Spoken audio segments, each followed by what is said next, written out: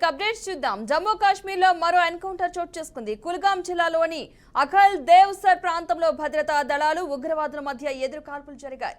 ఈ ఆపరేషన్లో భద్రతా దళాలు 3 ఉగ్రవాదులను మట్టుపెట్టాయి. దక్షిణ కాశ్మీర్లోని అఖల్ జిల్లాలోని అటవీ ప్రాంతంలో ఉగ్రవాదులు ఉన్నట్లుగా నిఘా సమాచారం అందడంతో భద్రతా దళాలు ఆ ప్రాంతాన్ని చుట్టుముట్టి సెర్చ్ ఆపరేషన్ ప్రారంభించినట్లు పోలీసు అధికారులు తెలిపారు. దాగి ఉన్న ఉగ్రవాదులు భద్రతా దళాలపై కాల్పులు జరపడంతో సెర్చ్ ఆపరేషన్ ఎన్కౌంటర్ గా మారింది. ఆ తర్వాత భద్రతా దళాలు కూడా ప్రతిస్పందించాయని పోలీసు అధికారి తెలిపారు. కార్డన్ సెర్చ్ ను బలోపేతం చేశామని, అదనపు భద్రతా దళాలను ఆ ప్రాంతానికి పంపిస్తున్నామని అధికారులు తెలిపారు.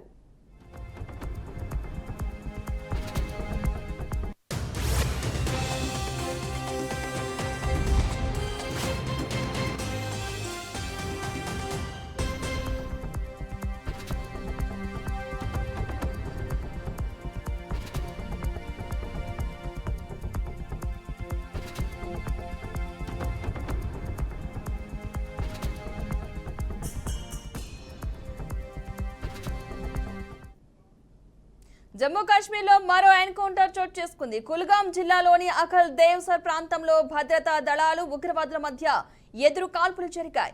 ఈ ఆపరేషన్ లో భద్రతా దళాలు 3 ఉగ్రవాదులను మట్టుపెట్టాయి. దక్షిణ కాశ్మీర్లోని అఖల్ జిల్లాలోని అటవీ ప్రాంతంలో ఉగ్రవాదులు ఉన్నట్లు నిఘా సమాచారం అందడంతో భద్రతా దళాలు ఆ ప్రాంతాన్ని చుట్టుముట్టి సెర్చ్ ఆపరేషన్ ప్రారంభించినట్లు పోలీసు అధికారులు తెలిపారు. దాగి ఉన్న ఉగ్రవాదులు భద్రతా దళాలపై కాల్పులు జరపడంతో సెర్చ్ ఆపరేషన్ ఎన్కౌంటర్ గా మారింది. ఆ తర్వాత భద్రతా దళాలు కూడా ప్రతిస్పందించాయని పోలీసు అధికారి తెలిపారు. కార్డన్ సెర్చ్ ను బలోపేతం చేశామని, అదనపు భద్రతా దళాలను ఆ ప్రాంతానికి పంపిస్తున్నామని అధికారులు తెలిపారు.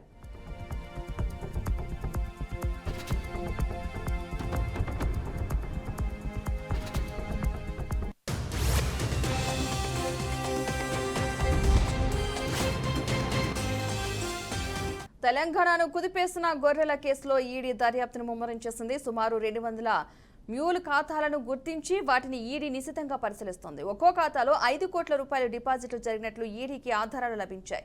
ఈ వ్యవహారంలో అప్పటి ఉన్నతాధికారుల పాత్రపై ఈడీ అధికారులు ఇప్పటికే కసరత్తు మొదలుపెట్టారు.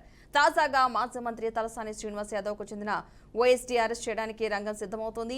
ఈ స్కామ్ లో బడా నేతల నుండి క్రింది స్థాయి అధికారుల వరకు ఎవరెవరికి డబ్బులు వెళ్లాయన్న దానిపై ఈడీ అధికారులు ఫోకస్ పెడుతున్నారు. భారీగా నిధుల మళ్లింపు, నకిలీ లావాదేవీలు, మ్యూల్ ఖాతాల వాడకంపై విచారణ కొనసాగుతుంది. గొర్రెల పంపిణీ పథకంలో భారీగా అక్రమాలు చోటు చేసుకున్నట్లు ఈడీ గుర్తించింది. ఇక ఈ పథకంలో భారీగా అక్రమాలు జరిగినట్లుగా తెలిపింది. మాజీ ఓఎస్టీ కళ్యాణ్తో పాటు ఇతరుల ఇండ్లలో సోదాలు నిర్వహించి బ్యాంకు అకౌంట్లకు సంబంధించిన పాస్ పుస్తకాలను స్వాధీనం చేసుకుంది. ఈడీ సోదాల్లో 31 సెల్ ఫోన్లు, 20 సిమ్ కార్డులను స్వాధీనం చేసుకున్నట్లు అధికారులు తెలిపారు.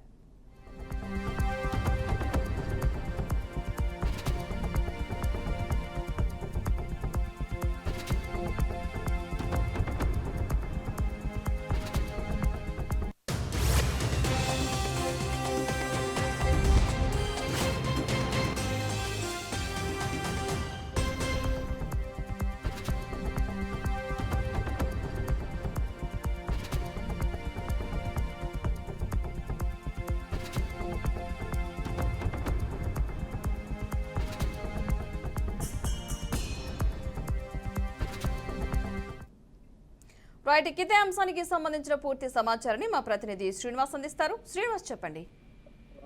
Good afternoon Padma. తెలంగాణ వ్యాప్తంగా జరుగుతున్నటువంటి గొర్రెల స్కామ్కు సంబంధించి ఇప్పటికే తెలంగాణ ప్రభుత్వం ఒక నివేదిక కూడా సమర్పించింది. దీనికి సంబంధించిన బాధ్యులు ఎవరైతే ఉంటారో వారిని కఠినంగా శిక్షించాలని కూడా పూర్తిగా గతంలో కూడా కొంత చర్చ జరిగినటువంటి పరిస్థితి. ఈ సంబంధించినటువంటి గత ప్రభుత్వంలో చేసినటువంటి గొర్రెల స్కామ్ సంబంధించినటువంటి అధికారులు కావచ్చు, దానికి సంబంధించినటువంటి ప్రజాప్రతినిధులు ఎవరి అందరితో చేశారో వారందరినీ కూడా ఒక్కసారిగా అదే ప్రభుత్వ యొక్క ఆస్తులను సంబంధించినటువంటి నిధులని దుర్వినియోగం చేసిన వారిపై కఠిన చర్యలు తీసుకోవాలని పెద్ద ఎత్తున చర్చ జరిగింది. దీనికి సంబంధించిన దర్యాప్తు కూడా కొనసాగుతున్నటువంటి పరిస్థితి Padma. Right, thank you Srinivas.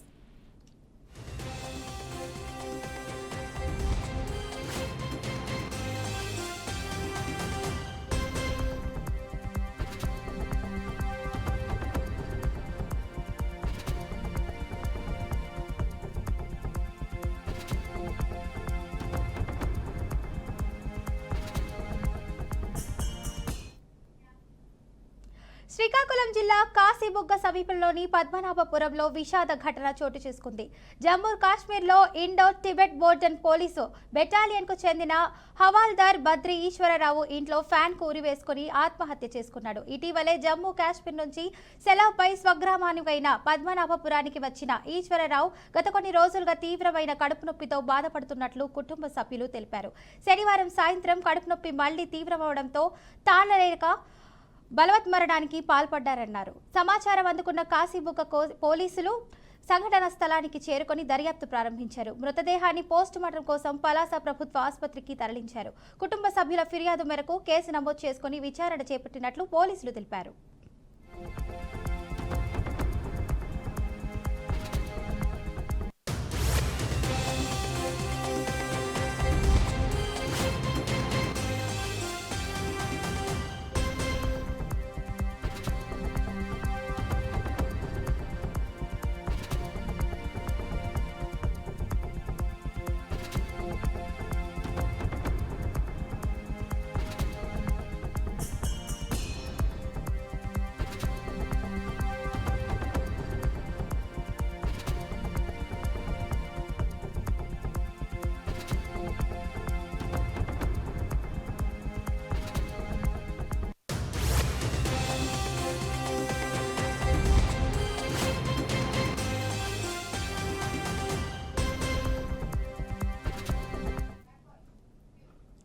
Srikakulam జిల్లా కాశీబుగ్గ సమీపంలోని పద్మనాభపురంలో విషాద ఘటన చోటు చేసుకుంది. జమ్మూ కాశ్మీర్లోని ఇండో టిబెట్ బోర్డర్ పోలీసు బెటాలియన్కు చెందిన హవాల్దార్ బద్రి ఈశ్వరరావు ఇంట్లో ఫ్యాన్ కు ఉరివేసుకుని ఆత్మహత్య చేసుకున్నాడు. ఇటీవలే జమ్మూ కాశ్మీర్ నుంచి సెలవులపై స్వగ్రామమైన పద్మనాభపురానికి వచ్చిన ఈశ్వరరావు గత కొన్ని రోజులుగా తీవ్రమైన కడుపు నొప్పితో బాధపడుతున్నట్లు కుటుంబ సభ్యులు తెలిపారు. శనివారం సాయంత్రం కడుపు నొప్పి మళ్లీ తీవ్రమవడంతో తాళలేక బలవత్మరణానికి పాల్పడ్డారన్నారు. సమాచారం అందుకున్న కాశీబుగ్గ పోలీసులు సంఘటనా స్థలానికి చేరుకొని దర్యాప్తు ప్రారంభించారు. మృతదేహాన్ని పోస్టుమార్టం కోసం పలాస ప్రభుత్వ ఆసుపత్రికి తరలించారు. కుటుంబ సభ్యుల ఫిర్యాదు మేరకు కేసు నమోదు చేసుకుని విచారణ చేపట్టినట్లు పోలీసులు తెలిపారు.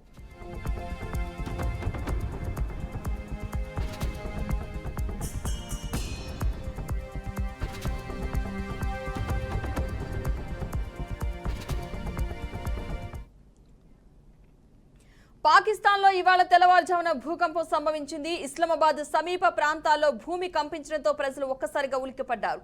నేషనల్ సెంటర్ ఫర్ సిస్మాలజీ ప్రకారం రిక్టర్ స్కేల్పై భూకంప తీవ్రత 4.8గా నమోదైంది. ఈ ప్రకంపనల మధ్య రాత్రి 12:40 సమయంలో చోటు చేసుకున్నాయి. భూమి కంపించడంతో ప్రజలు నిద్రలేచి ఇళ్ల నుంచి బయటకు పరుగులు తీశారు. ఆ సమయంలో తీవ్ర ఆందోళన నెలకొన్నట్లు ప్రత్యక్ష సాక్షులు తెలిపారు.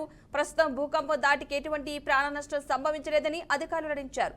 అయినప్పటికీ భవనాలు ఊగిపోవడం, చిన్నపాటి బీటలు రావడం వంటి ఘటనలు చోటు చేసుకున్నాయని సమాచారం.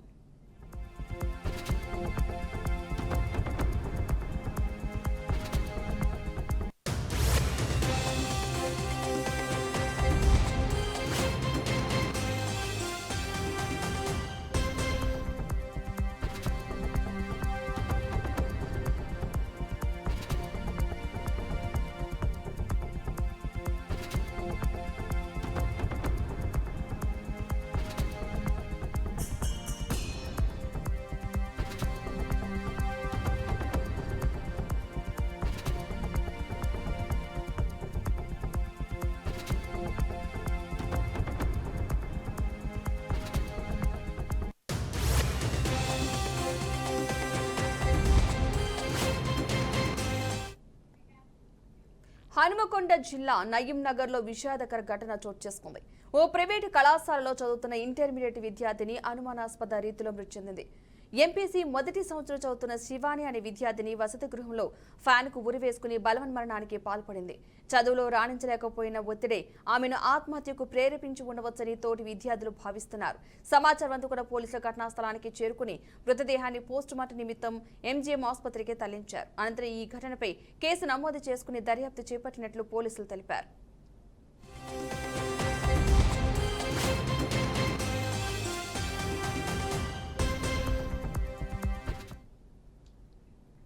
రైట్, ఇక ఇదే అంశానికి సంబంధించి మనతో మాట్లాడడానికి ఫోన్ లైన్ లో సిద్ధంగా ఉన్నారు స్టూడెంట్ పేరెంట్స్ అయిన కొమరయ్య గారు. నమస్తే అండి కొమరయ్య గారు, అసలు ఏం జరిగింది? నమస్తే అమ్మా. అసలు ఏం జరిగిందండి? అయితే మా తమ్ముని పాప మా డాక్టర్ ఎస్ఆర్ కాలేజీలో ఫస్ట్ ఇయర్ చదువుతుంది. ఉమ్, ఈ రోజు మార్నింగ్ మా తమ్ముని కాల్ చేసేసి 8:30 అట్లా సుమారు ప్రాంతంలో మీ అమ్మాయి హ్యాంగ్ చేసుకున్నది, మేము హాస్పిటల్ తీసుకెళ్తున్నాం అని చెప్పేసి చెప్పారు. ఎంజిఎంకి రండి మీరు అని చెప్పారు. ఉమ్, మొన్ననే హోమ్ సిక్ ఇచ్చిండ్రు. మొన్ననే 1వ తారీఖు రోజు బాకినారు పాప మదరు పక్క వాళ్ళు ఇంకో పాప మదర్ వీళ్ళు ఇద్దరిని బాకినారు తీసుకొచ్చి పడగొట్టేసి వచ్చారు. మొన్న 1 వీక్ ఉన్నారు హోమ్ సిక్ 10 days. ఉమ్, 28th రోజు పంపాల్సింది, ఫస్ట్ రోజు ఇక ఒక 2 days ఉన్నారు. 2 days ఉన్న తర్వాత ఫస్ట్ రోజు ఇక కాలేజీ అని చెప్పేసి బాగినార్ తీసుకొచ్చి మంచిర్యాల, యాక్చువల్ మాది మంచిర్యాల అయితే మంచిర్యాల నుండి ఇక్కడ ఎస్ఆర్ కాలేజీలో వేసాము ఓకే. పాపని. ఫస్ట్ ఇయర్ ఎంపీసీ చేస్తుంది, ఉమ్, మిట్టపల్లి శివ అని. ఓకే. అసలు ఎందుకు సూసైడ్ చేసుకుంది అన్న దానిపై మీకు ఏమైనా అనుమానం ఉందా అసలు? మాకు అనుమానం అంటే అనుమానం ఉంది మేడం. అసలు కాలేజీలో మొన్న ఎందుకంటే ఫోన్ అని చెప్తుండే కదా, మొన్ననే ఫస్ట్ తోరుకే తీసుకొచ్చినాం. 1 వీక్ మంచి ఎంజాయ్ చేసింది, పేరెంట్స్ తోనే ఉన్నది, చేసింది. కాలేజీ పోతా ఉంటే పోతామమ్మా అన్నది, తీసుకొచ్చి పడగొట్టేసినాం. ఏదైనా ప్రాబ్లం ఉంటే చెప్పమంటే ఏం లేని ప్రాబ్లం లేదు, మంచిగా చదువుకుంటా అని చెప్పింది. ఇష్ట ప్రకారం తీసుకొచ్చి పడగొట్టినాము. ఏం జరిగింది అని అంటే మరి ఒక 3 days లేట్ అయినందుకు ఏమని అన్నారా కాలేజీ వాళ్ళు కానీ హాస్టల్ వాళ్ళు కానీ? అదే మాకు మళ్ళా ఏదో సూసైడ్ నోటు అని అంటున్నారు. సూసైడ్ నోట్ తెలుగులో రాయదు, ఇంగ్లీష్ మీడియం చదువుకున్నది పాప. అంటే సూసైడ్ నోటు తెలుగులో ఉంది కాబట్టి మీకు అనుమానం వస్తుందా? సూసైడ్ నోటు ఏముంది అసలు సూసైడ్ నోట్ లో, మీరు చూసారా? అంటే ఇంకా చూడలేదు అంటున్నారు. సూసైడ్ నోట్ రాసి చనిపోయిందని అక్కడ వాళ్ళు మాకు ఇంటిమేషన్ ఇచ్చారు. మేము ఆన్ ది వేలో ఉన్నాం, ఇప్పుడు ఎంజిఎం హాస్పిటల్కి వెళ్తున్నాము. నియర్లీ ఇంకొక 1 hour అవుతుంది. ఓకే. మీ అమ్మాయితో అంటే ఆ పాపతో ఇంకా ఫ్రెండ్స్ ఉంటారు కదా, వాళ్ళతో ఎవరితోనా మాట్లాడారు? అసలు ఏం జరిగింది? ఎప్పుడైనా ఇలా చేసుకోవాల్సిన పరిస్థితి వస్తే అమ్మాయి అంటే ఫ్రెండ్స్ తో ఏదైనా షేర్ చేసుకుంటారు కదా, బాధ ఏదైనా ఉంటే మీకేమైనా చెప్పడం ఏం లేదు మేడం, సంతోషంగా ఉన్నారు, మంచిగా ఉన్నారు. పాప పక్క పక్కన ఇంకో పాప ఉంటది, ఇద్దరు కలిసి ఇష్టంగానే కాలేజీలో ఎస్ఆర్ కాలేజీలో వేసినాం. మంచిగా చదువుకోవడం కానీ మంచిగా ఉన్నారు. ఎట్లాంటి ఏం చెప్పలేదు, చదువు ఇష్టం లేదని కానీ, లేకపోతే ఇబ్బంది అవుతుందని కానీ, లేకపోతే ఇంకేదని ఏం లేదు. ఒకసారి ఏమైందంటే ఏదో చదువులో కొద్దిగా ఇబ్బంది ఉన్నదని చెప్పేసి కొట్టిందని చెప్పారు సారు మేడం. అంతే తప్ప మళ్ళీ ఎట్లాంటి ఏమి ఒకసారి చెప్పిండ్రు. పాప చెప్తే సరే అమ్మ చదువుకోవాలని చెప్పినాం అంతే. ఇక అంటే హాస్టల్లో ఉండడం ఇదే ఫస్ట్ టైమా? అంటే ఎప్పటి నుంచో హాస్టల్ ఉండడం అలవాటా లేదంటే? ఏం లేదు మేడం, అక్కడ ఇదే ఫస్ట్ టైం. తర్వాత ఒకసారి అక్కడ మోడల్ స్కూల్లో చదివింది మా దగ్గరలో నియర్లీ ఒక 1 year చేసింది హాస్టల్లో ఉండి. ఓకే. అదే హాస్టల్లో ఉండడం కొత్తగా ఫీల్ అయింది, లేదంటే ఏదన్నా హాస్టల్లో ఏదైనా సమస్య ఉండొచ్చు, ఏదైనా ఇలాంటి విషయాలు ఏమైనా ఫ్రెండ్స్ కి చెప్తా ఉంటారు కదా, అలా మీకు మీ దృష్టికి ఏమి రాలేదు ఇప్పటి వరకు? రాలేదు మేడం, ఎందుకంటే బాగానే ఉన్నది, ఏం దృష్టికి ఏం రాలేదు మా దృష్టికి. ఓకే. అది మీ వరకు ఇప్పటి వరకు ఏం లేదు, ఒక సూసైడ్ లెటర్ మాత్రం రాసి చనిపోయిందని మాత్రం అంటున్నారు. అవును మేడం, మేము కూడా ఇంకా చూడలేదు, వెళ్తే తెలుస్తుంది మేడం. Okay okay okay. మీకు కాలేజ్ నుంచి ఫోన్ వచ్చినప్పుడు వాళ్ళు ఏం చెప్పారు? వాళ్ళు ఏమైనా చెప్పడం జరిగిందా మీ పాప ఇలా ఉంది, అంతకు ముందు 2 రోజుల ముందు కానీ ఏమైనా జరిగిందని? ఏం చెప్పలేదు మేడం, ఓన్లీ 8 నుంచి 9 మధ్యలో ఫోన్ చేసేసి ఇట్లా మీ అమ్మాయి హ్యాంగ్ చేసుకున్నది, ఎంజిఎం హాస్పిటల్ తీసుకుపోతాం మీరు రండి అని చెప్పాను అంతే. మళ్ళీ ఏం జరిగిందని మేము 1 hour అది చేస్తా ఉంటే కాల్ లిఫ్ట్ చేయలేదు. ఇక ట్రీట్మెంట్ అడితే బతికే ఉందని చెప్పారు. మీరు ఆగుండా చెప్తామని చెప్పేసి కాలయాపన చేసి లాస్ట్ మళ్ళీ అరే ఏంది అని చెప్పేసి మళ్ళీ కనుక్కుంటే చనిపోయిందని చెప్పారు. Okay okay right. Thank you Komaraiah garu, మంచి ఇన్ఫర్మేషన్ ఇచ్చారు. రైట్, ఇంకా ఇదే అంశానికి సంబంధించి మనతో మాట్లాడడానికి మా ప్రతినిధి సాల్మాన్ సిద్ధంగా ఉన్నారు. సాల్మాన్ చెప్పండి, అసలు ఏం జరిగింది?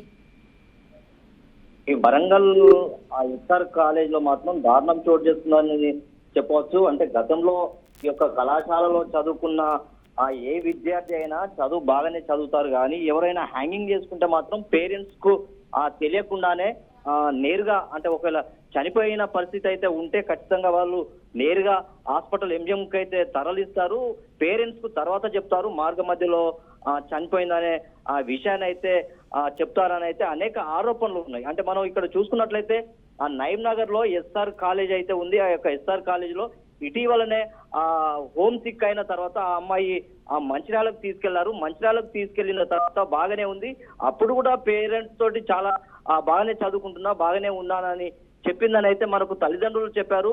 ఖచ్చితంగా ఎస్ఆర్ కాలేజ్ లో ఎవరు చదువుకున్నా హ్యాంగింగ్ చేసుకుంటే మాత్రం ఖచ్చితంగా వారు తల్లిదండ్రులకు తెలియకుండా చనిపోయిన తర్వాత ఆ యొక్క ఎంఎం మార్చురీకి అయితే తరలించారు. విద్యార్థి సంఘాలు కూడా పెద్ద ఎత్తున ఆందోళనకైతే శ్రీకారం చుట్టేందుకైతే సన్నద్ధం అవుతున్నారు. ఎస్ఆర్ కాలేజీలో ఇలాంటి సంఘటనలు అనేకం జరుగుతాయి. ఆ గుట్టు చప్పుడు కాకుండా ఆ ఎస్ఆర్ కళాశాల యాజమాన్యం తల్లిదండ్రులతోటి మాట్లాడే ప్రయత్నం చేసినా తల్లిదండ్రులు నిరాకరించిన సందర్భాలు అయితే చాలా ఉన్నాయి. ఆ ఫీజుల విషయంలో కూడా అంటే గవర్నమెంట్ ఏ విధంగా ఫీజులు ఉంటాయో అలాంటి ఫీజు స్ట్రక్చర్ కూడా ఆ యొక్క నోటీస్ బోర్డులో ఉండదు. ఖచ్చితంగా అధిక ఫీజులు వసూలు చేస్తారు. విద్యార్థులు పేద విద్యార్థుల తల్లిదండ్రులు అయితే డబ్బులు చాలా బాగా లాగుతారని అయితే ఆరోపణలు ఉన్నాయి. ఖచ్చితంగా మంచి చదువుకొని విద్యార్థి మంచి భవిష్యత్తు తోటి మంచి ఉద్యోగం సంపాదించే అవకాశం ఉందన్న ఆలోచనతోటి తల్లిదండ్రులు అయితే ఎస్ఆర్ కళాశాలలో చేర్పించిన తర్వాత ఇలా హ్యాంగింగ్ చేసుకోవడం అయితే కొంత దారుణమని తల్లిదండ్రులు అయితే వాపోతున్నారు. అలాంటి వారిని ముందుగా గుర్తించి వారికి కౌన్సిలింగ్ ఇచ్చి లేదా ఆ యొక్క ఏ విద్యార్థి అయితే అలాంటి సంఘటనలను ఖచ్చితంగా ఉంటే ఖచ్చితంగా పేరెంట్స్ కు తెలియజేయాలి. కానీ వీరైతే ఎస్ఆర్ కళాశాల యాజమాన్యం అయితే పేరెంట్స్ కు రైట్. Thank you Salman.